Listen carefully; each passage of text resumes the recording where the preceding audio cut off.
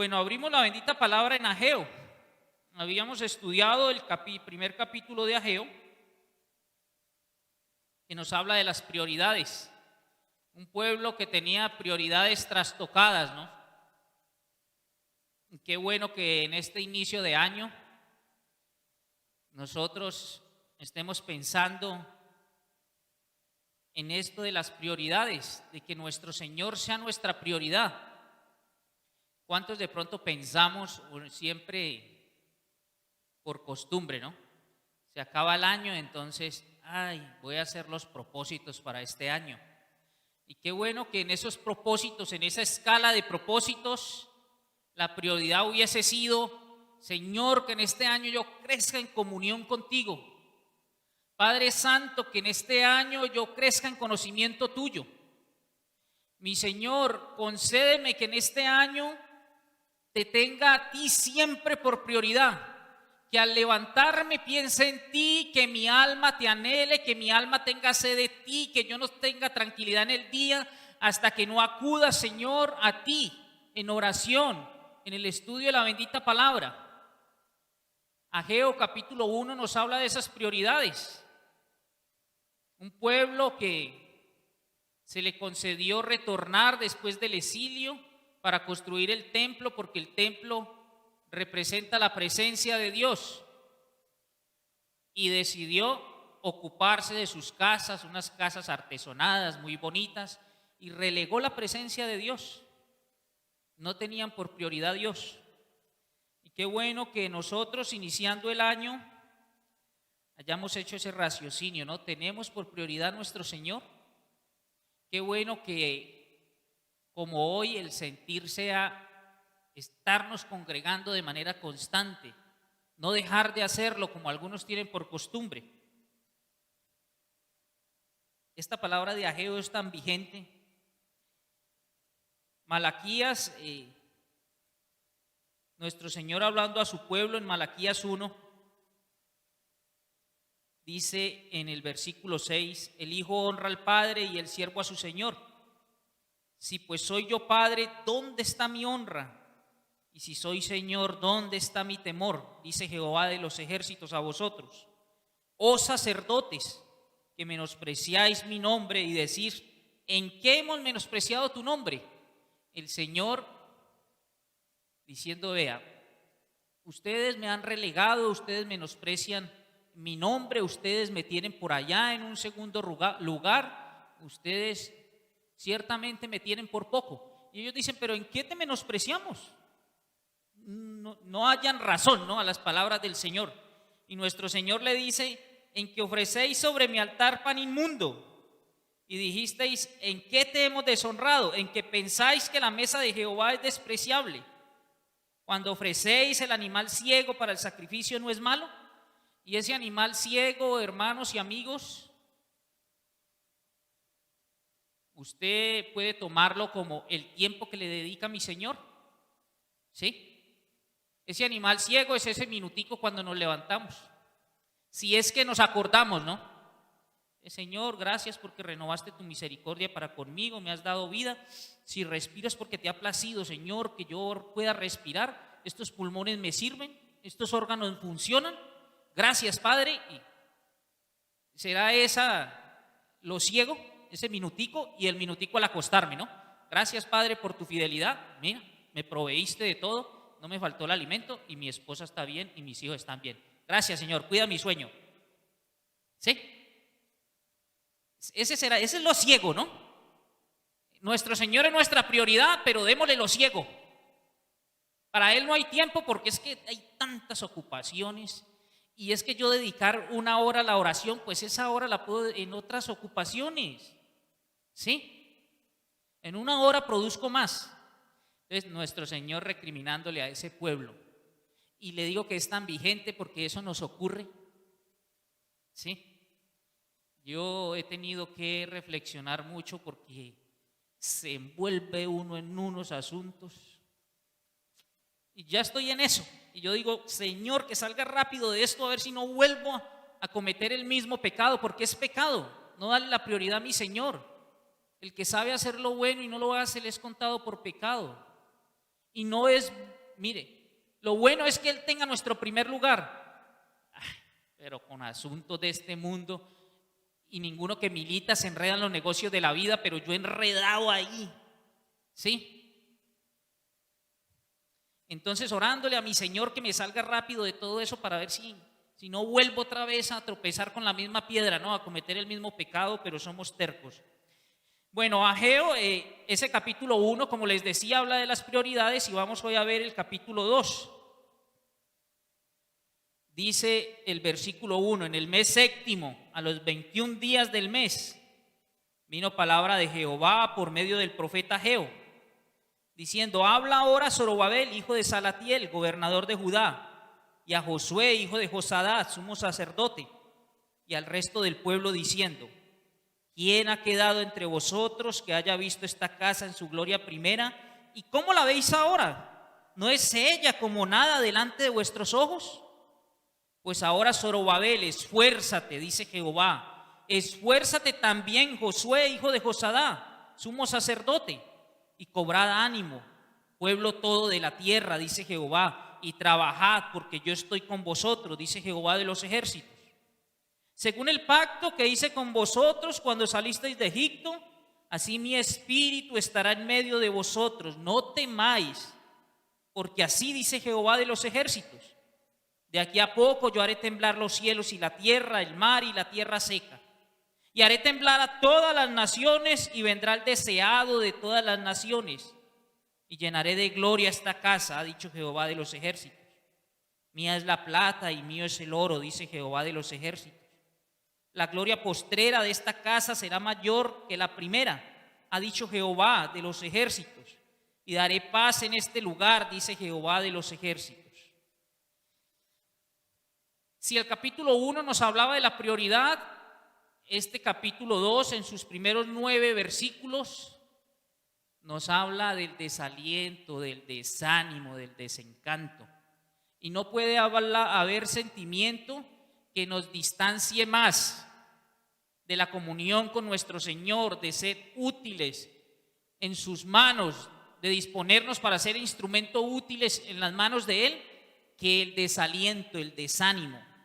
Este pueblo, que recordemos, en el año 537 antes de Cristo había regresado del exilio, inició con mucho ánimo a restaurar el templo, pero después se ocuparon en sus asuntos y entonces dejaron el templo allí en ruinas y se ocuparon de construir unas casas muy bonitas para ellos.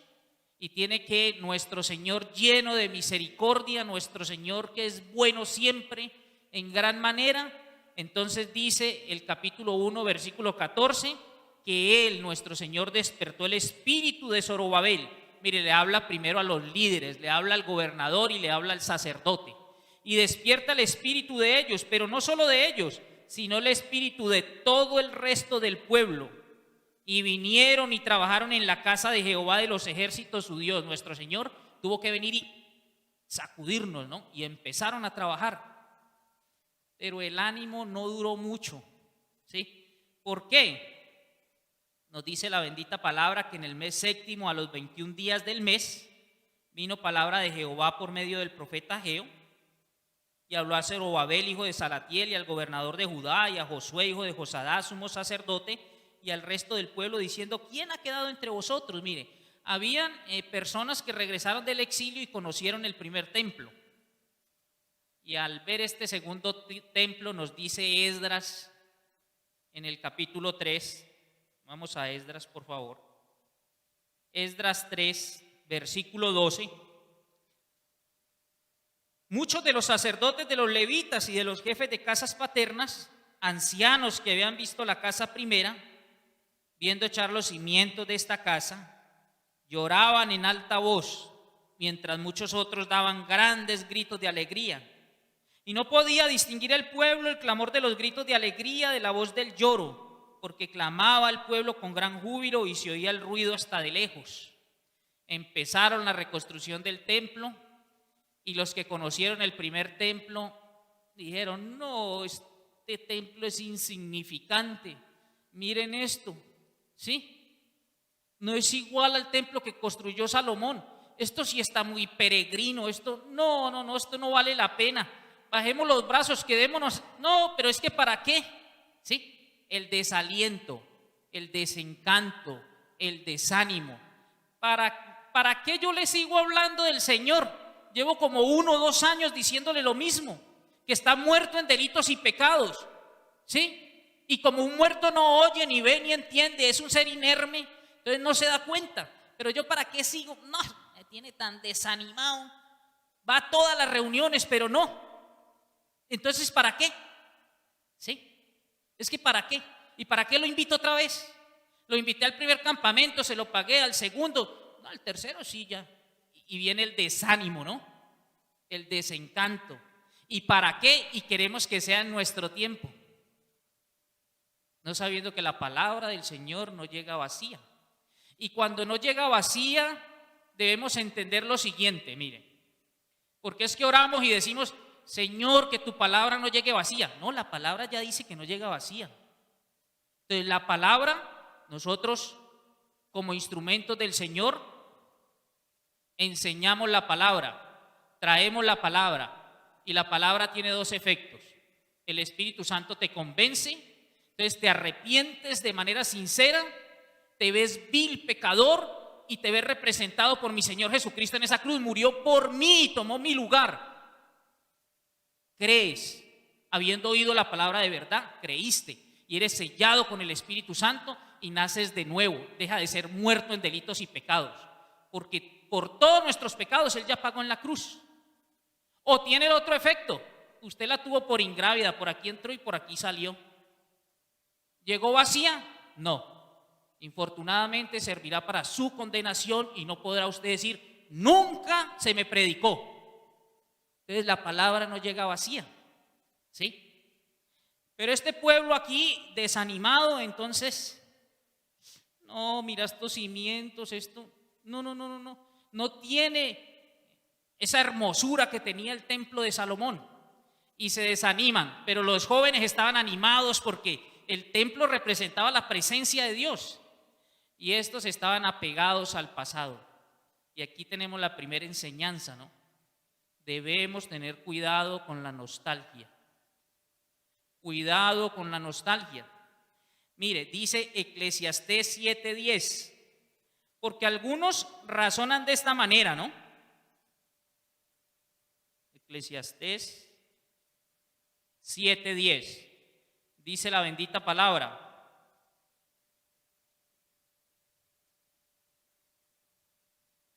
Nunca digas cuál es la causa de que los tiempos pasados fueron mejores que estos, porque nada de esto preguntarás con sabiduría. No hay sabiduría en quien hace este raciocinio. Mire, uno encuentra hermanos de muchos años caminando con el Señor y ellos hacen este raciocinio que uno estudiando la palabra encuentra certeza de que es un raciocinio errado. Y dicen, no, esa iglesia de hoy no sirve. Miren esa liviandad. Miren eso, esa iglesia, definitivamente esa iglesia de hoy, la iglesia de hace 50 años, esa sí era la iglesia, ¿sí? Y entonces apliquémosle la lógica a ese raciocinio. La iglesia de hace 50 años era mejor que la de ahora, según algunos hermanos que miran el pasado de esa manera, ¿no? Y añoran, ay, yo quisiera estar allá, el tiempo de Spurgeon, el tiempo de... qué bueno, esa iglesia era mejor. Entonces, en ese raciocinio, la de 100 años tendría que ser mejor. Y la de 200 años era mucho mejor. Y la de 500 años, hace 5 siglos, era mejor. Entonces, en ese orden de ideas, la iglesia primitiva era la mejor. La de Hechos tendría que ser la mejor. ¿Sí? ¿Y qué nos enseña la bendita palabra de esa iglesia? 1 Corintios 1:12, una iglesia carnal. Una iglesia dividida. Yo soy de Pablo, yo soy de Cefas, yo soy de Apolos. Y los más espirituales decían, yo soy muy espiritual, pero hacen una división. Yo soy de Cristo, nada con los de allá. ¿Sí? Es una iglesia dividida. Una iglesia carnal. Una iglesia que dice, mire, yo quisiera hablarles como espirituales, dice el apóstol Pablo, pero Tengo que hablarle como carnales, porque si hay contiendas entre ustedes, ¿qué me está mostrando eso? Que sois carnales, ¿sí? Una iglesia donde había fornicación, dice el capítulo 5, que aún ni se nombra entre los gentiles. Alguno de vosotros tiene la mujer de su padre, y están haciéndose los de la vista gorda, los que no han visto nada y los que no han oído nada. Yo distante ya juzgué eso, y ustedes están allí muy cómodos. Esa era la iglesia, ¿sí? Esa era esa iglesia. Una iglesia que dice en el capítulo 6, ustedes no son capaces de sufrir el agravio y tienen que ir donde los injustos a que diriman ese asunto. Entre ustedes no hay algún sabio que, siendo ustedes que ustedes van a juzgar y no son capaces de dirimir ese conflicto entre ustedes. Esa era la iglesia, ¿no? Una iglesia con actos de inmoralidad, olvidando que nuestro cuerpo es templo del Espíritu Santo. Entonces el apóstol les tiene que decir allá en 1 Corintios 6:19, es que ustedes olvidan que tu cuerpo es templo del Espíritu Santo. Una iglesia con abusos en la cena del Señor, una iglesia con abuso en el manejo de los dones. Esa era la iglesia. Por eso, mis hermanos y amigos, no hay sabiduría en ese raciocinio, porque sería negar, mire, negar lo que dice Efesios 5:25, ¿sí? ¿Qué dice? Que nuestro Señor Jesucristo amó a la iglesia como el marido debe amar a la esposa, y nosotros debemos amar a nuestras esposas como Cristo amó a la iglesia, que ¿cómo la amó? Dio su vida por ella, ¿sí? Y viene un propósito, ¿para qué? Y dice, para santificarla, ¿sí? ¿Para qué Cristo dio la vida por su iglesia? Para santificarla, habiéndola purificado en el lavamiento del agua por la palabra, a fin de presentársela a sí mismo una iglesia, ¿qué? Sin mancha, sin tacha, sin arruga ni cosa semejante. Entonces el que es que la iglesia era mejor, entonces quiere decir que 21 siglos de la iglesia nuestro Señor ha fracasado en purificarla, en limpiarla, ¿sí? Entonces no, es necio ese raciocinio, no hay sabiduría en él. Entonces, y estos hermanitos, este pueblo de Israel estaba así pegado allá del pasado y decían, no, es que mire esto, ese templo, ¿sí? No tiene la gloria del primer templo, ese templo no vale la pena, y bajaron los brazos, porque la nostalgia, mire este postulado que encontré, que la nostalgia es una mezcla entre un mal recuerdo, a ver si lo encuentro aquí para no, la nostalgia, la nostalgia es dejarse atrapar por un pasado glorioso que usted piensa que no volverá. Ahora, mire lo errado de la concepción. Ellos pensaban que nuestro Señor le era más agradable tener un templo hermoso y cambiaron su visión, ¿no? Nuestro Señor, el templo, ¿qué significaba? Era la comunión con el Señor, la presencia del Señor, ¿sí? Y entonces eso no dependía de la hermosura del templo ni de la magnificencia del templo. Lo importante era la presencia de Dios entre ellos. Pero ellos la presencia de Dios la relegan a un segundo plano y se ocupan es de lo que ve. Y eso nos habla, mis hermanos, de cómo estamos haciendo nosotros la obra, ¿sí? Es más importante, mire, ¿cuál es el centro de tu servicio? Porque el centro de tu servicio es más importante que el servicio mismo. ¿Por qué yo sirvo a mi Señor? ¿Porque quiero agradarle a Él y hacer su voluntad? ¿O porque para agradar a los hermanos? ¿Sí? Y entonces, como el campamento pasado teníamos 106, en este tenemos que tener 143, 150, porque eso va a demostrar que, hermanitos, si el centro de nuestro servicio no es nuestro Señor, no es el hacer su voluntad, no es agradarle a Él, no es en nuestras fuerzas, ¿sí?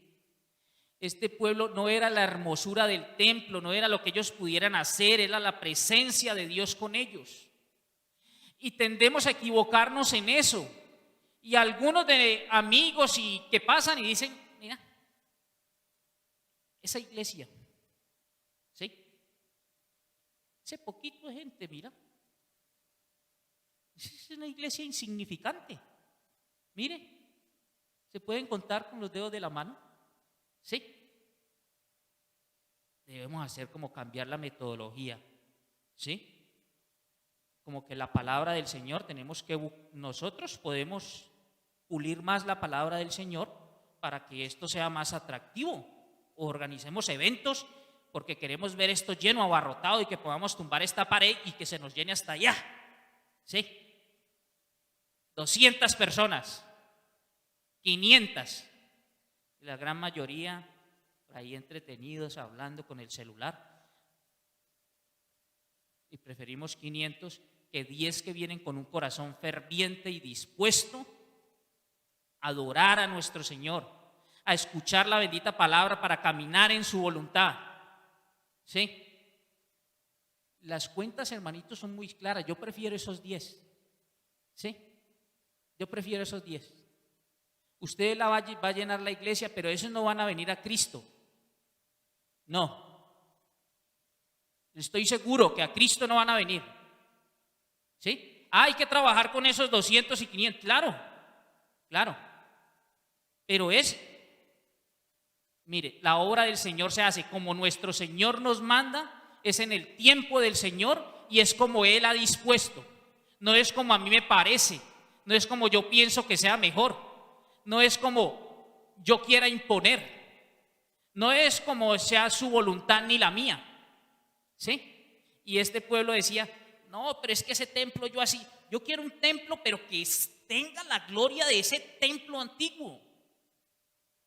Y nuestro Señor se encarga de decirles, mire, yo soy el dueño del oro y la plata.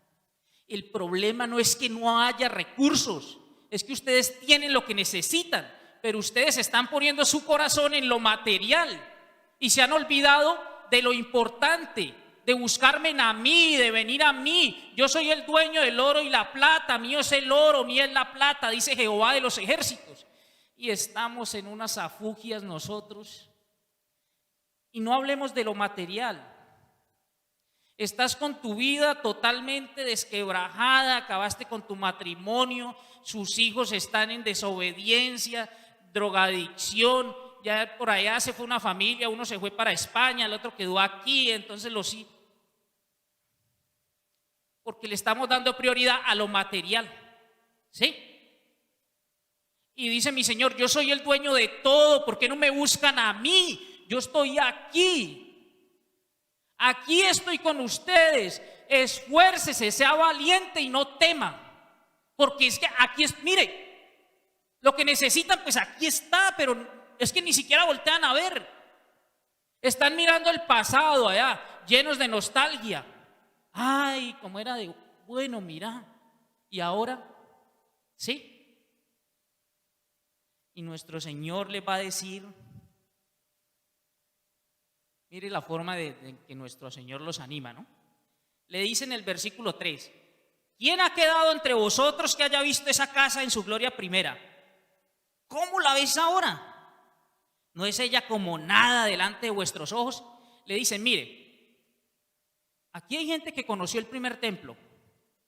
¿Cierto que esto que están haciendo ustedes es insignificante? Sí, es insignificante. ¿Sí? Nuestro Señor está diciendo que el desaliento, usted no va a superar el desaliento dándole la espalda a la realidad, ¿sí? Tratando de evitar la realidad no es la solución para el desaliento. Contrario a ello le dicen, sí, ese templo no es ni comparación. Mire, si nosotros miramos, dice la bendita palabra en Primera de Crónicas,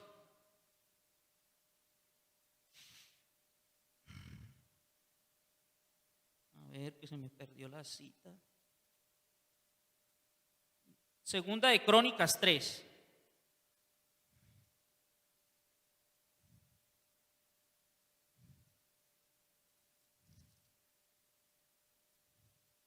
Miren el primer templo cómo era. El pórtico que estaba al frente del edificio, estoy leyendo el versículo 4. Mire, dice, todo estaba cubierto por dentro de oro puro. En el versículo 5 habla del techo y dice, la cual cubrió de oro fino. En el versículo 6 habla de toda la casa y estaba con piedras preciosas para ornamento, y el oro era oro de Parvaim. Así que cubrió la casa, sus vigas, sus umbrales, sus paredes y sus puertas con oro, y esculpió querubines en las paredes. Hizo asimismo el lugar santísimo. Y dice al final, y lo cubrió de oro fino, que ascendía a 600 talentos. Y el peso de los clavos era de 1 hasta 50 ciclos de oro. Cubrió también de oro los aposentos. Y uno se imagina a este pueblo diciendo, ay, si tuviéramos un poquito de oro para echarle aquí, al menos al frentecito del templo, ¿sí? O si fuera al menos bronce, ¿sí? Con sus ojos puestos en lo material, y nuestro Señor le dice, mira, mía es la plata y mío es el oro. Venga, búsquenme a mí, ¿sí? No decaigan, no se desanimen. Ustedes tienen lo suficiente para hacer la obra. Es que la obra no se hace como a usted le parece. La obra es con mis indicaciones porque es mi obra, ¿sí? La obra del Señor no es de ningún hombre. Y entonces les dice en el versículo 4 y 5, pues ahora, Zorobabel, esfuérzate, dice Jehová. Esfuérzate también, Josué, hijo de Josadá, sumo sacerdote, y cobrad ánimo, pueblo todo de la tierra, dice Jehová. Y trabajad, porque yo estoy con vosotros, dice Jehová de los ejércitos. Según el pacto que hice con vosotros cuando salisteis de Egipto, así mi espíritu estará en medio de vosotros. No temáis. Mire, cuando en Primera de Crónicas 28:20, cuando David le da recomendaciones a su hijo Salomón para edificar el templo, mire lo que le dice. Versículo 20, Primera de Crónicas 28. Dijo además David a Salomón su hijo, anímate y esfuérzate, y manos a la obra, no temas ni desmayes, porque Jehová, Dios, mi Dios estará contigo. Él no te dejará ni te desamparará hasta que acabes toda la obra para el servicio de la casa de Jehová. Similar a las palabras que está diciendo aquí Ageo. ¿Sí? Ageo le dice, hombre, esfuércese, dice Jehová, esfuércese también, Josué, sumo sacerdote, cobrad ánimo, pueblo toda la tierra, trabajad porque yo estoy con vosotros. Lo importante es que Dios estaba ahí con ellos. La presencia de Dios era lo importante, no el templo. ¿Sí? Mire, y nuestro Señor reitera que lo importante es que le busquemos a Él, que lo importante es que vayamos a Él, que lo importante es que lo tengas a Él en tu corazón, que ocupe nuestro primer lugar en nuestro corazón. Y siempre a través de la Escritura ha reiterado lo mismo. Si vamos nosotros a Deuteronomio 31, Deuteronomio 31, versículo 7. Mire, vamos a leer desde el 6. Esforzaos y cobrad ánimo, no temáis ni tengáis miedo de ellos, porque Jehová tu Dios es el que va contigo, no te dejará ni te desamparará. Y llamó Moisés a Josué y le dijo en presencia de todo Israel, esfuérzate y anímate, porque tú entrarás con este pueblo a la tierra que juró Jehová a sus padres que les daría, y tú se las harás heredar. Y Jehová va delante de ti, Él estará contigo, no te dejará ni te desamparará, no temas ni te intimides. Y más adelantico allí en Josué, leemos Josué y dicen capítulo 1 versículo 2, Moisés ha muerto, ahora levántate y pasa este Jordán, versículo 5, nadie te podrá hacer frente en todos los días de tu vida. Como estuve con Moisés, estaré contigo. No te dejaré ni te desampararé. Versículo 6, esfuérzate y sé valiente. Versículo 7, solamente esfuérzate y sé muy valiente. Versículo 9, mira que te mando que te esfuerces y seas valiente. No necesitas sino venir a mí, buscarme a mí, buscar mi presencia. No es la magnificencia de 4 paredes, no es lo grande del edificio, no es el show que usted espere ver. Es la presencia de nuestro Señor en nuestro corazón. Es lo que necesitamos, priorizarle a Él, estar con Él. Si Cristo os libertare, seréis verdaderamente libres. Él es suficiente, es el dueño de todo y le está dando ánimo a este pueblo y le dice, mire, ¿por qué se desaniman? ¿Por qué bajan los brazos? ¿Por qué hay desaliento? Si yo estoy con ustedes, ¿sí? Esfuércese ahora, Zorobabel, Josué, esfuércense. Yo estaré con vosotros como estuve cuando salisteis de Egipto. Mi espíritu estará en medio de vosotros, no temáis. Zacarías 4:6, ese texto tan conocido dice, no, es que no es con espada ni con fuerza, es con mi espíritu. ¿Sí? No necesita sino eso. Y nuestro Señor dice en su bendita palabra, mire, si usted oye la palabra de verdad y deposita su fe, su confianza en mi Señor Jesucristo, usted es sellado con el Espíritu de Dios. Si a usted le guía el Espíritu de Dios, si usted se dispone a caminar conforme su Santo Espíritu nos dice, guiados por su bendita palabra, que es la lumbrera que guía nuestro camino, por favor, ¿qué vamos a necesitar? ¿Qué obstáculo vamos a encontrar? Ninguno. Es el creador de todo lo que nosotros vemos. Mire, este pueblo, dice ese versículo 1 que en el mes séptimo, a los 21 días del mes, vino la palabra de Jehová al profeta Ageo. Y esa fecha es muy importante, porque en ese mes era el mes de más festividades, ¿sí? Ellos celebraban la fiesta de las trompetas, ¿sí? Después celebraban la fiesta de la expiación. Y del 15 al 22 estaban celebrando la fiesta de los tabernáculos. Todo el pueblo dormía en carpas recordando cómo Dios les ayudó a pasar el desierto y a vivir en el desierto. Entonces todo esto era días de reposo y este pueblo, viendo que no se avanzaba en la obra, se llenan de frustración. Pero además la fecha coincidía, Primera de Reyes 8:2 nos dice que en ese tiempo fue que Salomón inauguró el templo, el primer templo.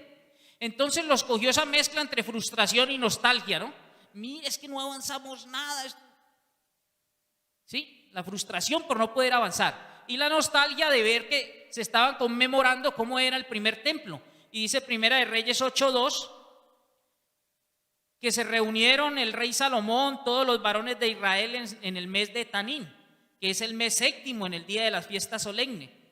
Y vinieron todos los ancianos de Israel y los sacerdotes tomaron el arca y llevaron el arca de Jehová y el tabernáculo de reunión y todos los utensilios sagrados que estaban en el tabernáculo, los cuales llevaban los sacerdotes y levitas.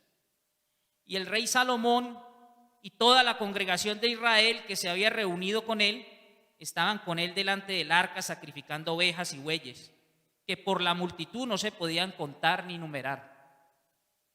Entonces ellos estaban añorando eso, el pasado, ¿no? Y frustrados porque con tanta fiesta no podían avanzar, ¿sí? Y se olvidaban que nuestro Señor estaba en control de todo y que estaba con ellos. Y los coge esa mezcla de frustración y nostalgia y entonces caen en el desaliento, el desencanto y piensan, no, nunca esto será como antes, nunca, ¿sí? Y esa era la actitud del pueblo. Y nuestro Señor, lejos de decirles, no se preocupen que este nos va a quedar más bonito este templo. No. Dice, no, tienen razón. Sí, esto no hay ni sombras. Empezando que en el primer templo la gloria de Dios en forma de nube invadió todo el templo. En este segundo templo no tenían ni tabernáculo porque se lo habían llevado. ¿Sí? Entonces nuestro Señor les dice, sí, tienen razón. ¿Sí? Y les dice, entonces no podía dejar de pensar en lo que dice Isaías, porque nuestro Señor nos dice en Isaías 41, no temas, gusano de Jacob. ¿Sí? Imagínese esa palabra de ánimo. ¿Sí? No temas, gusano de Jacob. Y no dice nuestro Señor, mañana serás un león. No, somos gusanos y vamos a seguir siendo gusanos. ¿Sí? Pero mire lo que dice nuestro Señor. Isaías 41:14, no temas, gusano de Jacob. Versículo 15, yo te he puesto por trillo nuevo. Mire, serás gusano, pero lleno de dientes trillarás montes y los molerás, y collados reducirás a tamo. Versículo 16, tú te regocijarás en Jehová, te gloriarás en el Santo de Israel. Jehová nos oirá y el Dios de Israel no nos desamparará. ¿Sí? No es que, soy gusano, pero mi Señor me va a convertir en un león. No. Mire, si usted y yo pensamos que somos inútiles, estamos pensando bien, tenemos la razón. Somos inútiles. ¿Sí? Nuestro Señor Jesucristo lo dijo muy claro, sin mí nada podéis hacer. Pero es increíble lo que Dios puede hacer con un inútil en sus manos. Porque es que no es en mis fuerzas, no es en sus fuerzas. No somos nosotros somos como nada. Pero siendo los gusanos que describen su bendita palabra, dice, trillarás montes enteros. Un gusanito tumbando un árbol. Mire, en mí, si se fortalecen en mí, si están conmigo, ese gusanito van a tumbar montes enteros. Y de esa manera nuestro Señor está animando a este pueblo. Y le dice, sí, pero mire, les invita a mirar el pasado y dice, miren, ustedes estuvieron en el desierto. Y seguramente ellos pensaban y decían, sí, 40 años y nuestro calzado no envejeció. Esta ropita nunca se rompió, eso no se dañó.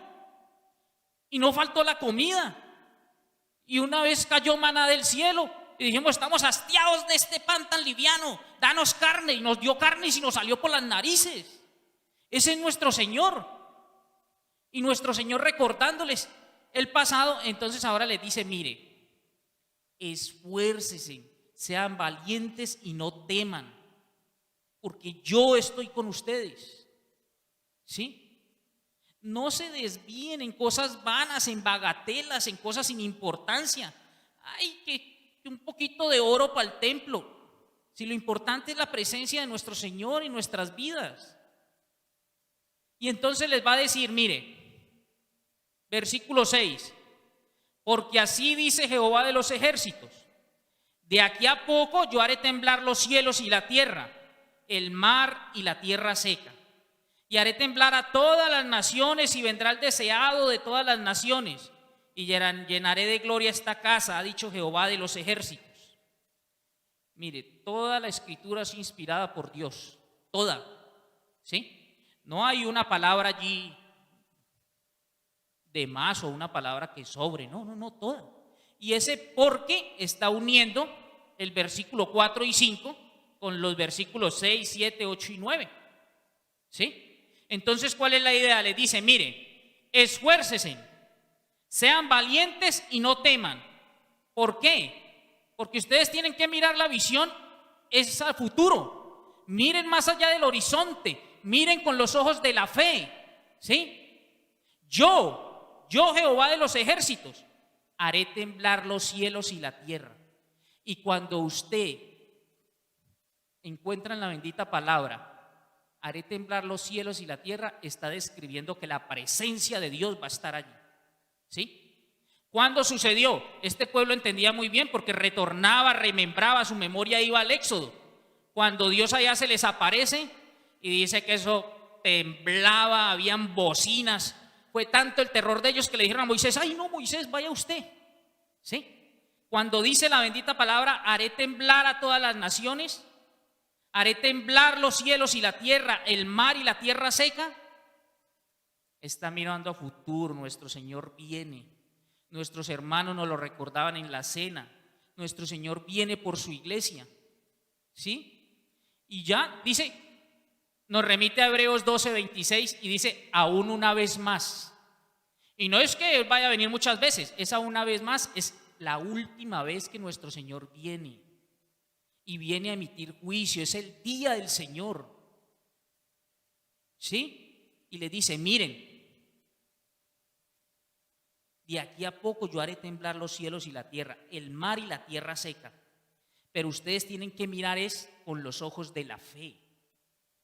Ustedes no pueden ponerse a pensar: es que como está esta sociedad, ¿para qué uno insiste en predicar con esa pérdida de valores, esa pérdida de principios, todo eso de género, toda esa cuestión? ¿Sí? No tiene sentido con esa descomposición social. Entonces, ¿para qué? No debes mirar más allá con estos gobiernos, con estas políticas, con ese desprestigio de la iglesia cristiana, con esa persecución en muchas partes. Pues ¿para qué? ¿Sí? No, nuestro Señor, miren más allá, permítanse ver con los ojos de la fe. Y el principio de esa profecía, porque sí, nuestro Señor vendrá, ya no para salvar, ya vino para salvar. ¿Sí? Y el principio de esa profecía obviamente tenía que venir primero para brindarnos salvación y vida eterna a todo aquel que ponga su confianza, su fe en su sacrificio, en su obra en la cruz del Calvario. Y allí empieza a cumplirse esta profecía. Porque ¿qué dice Juan 1:1? En el principio era el verbo, y el verbo era con Dios, y el verbo era Dios. Y allá en el 14 nos dice: y el verbo se hizo carne. ¿Sí? ¿Qué estaba anunciando? Que Él vendría y va a volver a emitir juicio. Pero vino, se humanó nuestro Señor Jesucristo, y por eso Él dice: vea, ustedes derriben este templo y en 3 días yo lo levantaré. Y aclara Juan allí de manera literaria que estaba hablando del templo de su cuerpo. Y en Mateo nuestro Señor dice: uno mayor que el templo está aquí. ¿Sí? Porque Él es el templo, Él es el lugar de encuentro entre Dios y el hombre. Por eso en el versículo 9 dice: y daré paz. La única paz está en Él, en nuestro Señor Jesucristo. Yo daré paz. Es nuestro Señor Jesucristo. Mi paz os dejo, la paz os doy. Yo no se las dejo como el mundo la da, no. La verdadera paz. Él es nuestra paz. Justificados pues por la fe en Cristo, tenemos paz. ¿Con quién? Con Dios. Es en nuestro Señor Jesucristo. Y empieza a cumplirse la profecía, y el pueblo tenía que mirar con los ojos de la fe, como tienes que mirar tú, amigo, que estás escuchando. Eres pecador, eres vil, estás lleno de pecado, podrida llaga somos, desde la coronilla hasta allá, hasta el dedo gordo del pie. No hay en nosotros cosa buena, no es por obras, no es porque seas buen hijo, buen padre, no. Son trapos de inmundicia todo lo que pretendes hacer para presentar como a justificarte. La paga del pecado es muerte, y si has pensado mal alguna vez ya eres pecador. Y solo hay una solución: que te reconozcas pecador, inmundo, vil, como todos nosotros. La diferencia es que llegamos con el arrepentidos de manera sincera, Y dijimos, Señor, mi pecado es tan vil, tan inmundo, que costó la vida de mi Señor Jesucristo. Tuviste que enviar a tu Hijo porque no había justo ni aun uno. Y Él caminó en obediencia y dijo, heme aquí, el hacer tu voluntad me ha agradado. ¿Y qué dijo? Que cómo lo haría. Él dijo, yo voy a hacer tu voluntad. ¿Cómo? Como está escrito. Lo que nosotros debemos hacer debe ser como está escrito, no es como a mí me parece. ¿Sí? Es como está escrito. Haré tu voluntad. ¿Cómo? Como está escrito.